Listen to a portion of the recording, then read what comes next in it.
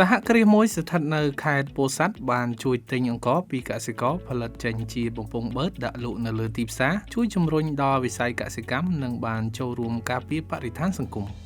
លោកស្រីទឹកសុខុមជាម្ចាស់សហគ្រាសផលិតបំពង់បឺតឆ្ងាញ់ TKND ប្រាប់កម្ពុជាថ្មីថាសហគ្រាសរបស់លោកស្រីបានបង្កើតឡើងតាំងពីឆ្នាំ2020មកម្លេះចូលមកដល់ឆ្នាំ2021សហគ្រាសបានចាប់ផ្ដើមស្រាវជ្រាវបង្កើតផលិតផលបំពង់បឺតចេញពីអង្ករនិងម្សៅដំឡូងដែលសុទ្ធសឹងតែជាធាតុផ្សំធំសំខាន់ជាងគេនៅក្នុងដំណើរការផលិតបំពង់បឺតនេះ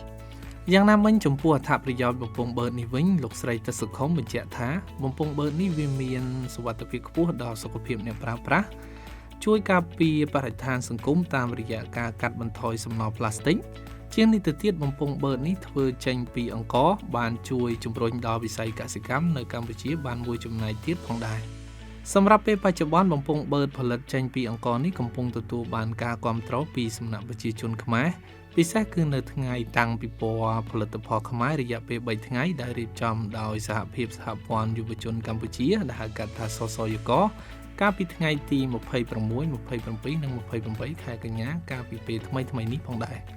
លោកស្រីទឹកសុខុមបានឲ្យដឹងទៀតដែរថាជាចក្ខុវិស័យរបស់សហគ្រាសផលិតបំពង់បឺតនេះ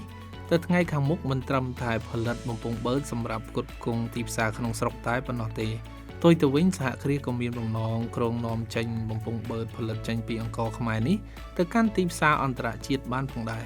គួរឲ្យដឹងដែរថាសហគ្រាសផលិតបំពង់បឺត TKND ជាសហគ្រាសរបស់កូនខ្មែរម្នាក់ដែលបច្ចុប្បន្នមានទីតាំងស្ថិតនៅស្រុកក្រគរខេត្តពោធិ៍សាត់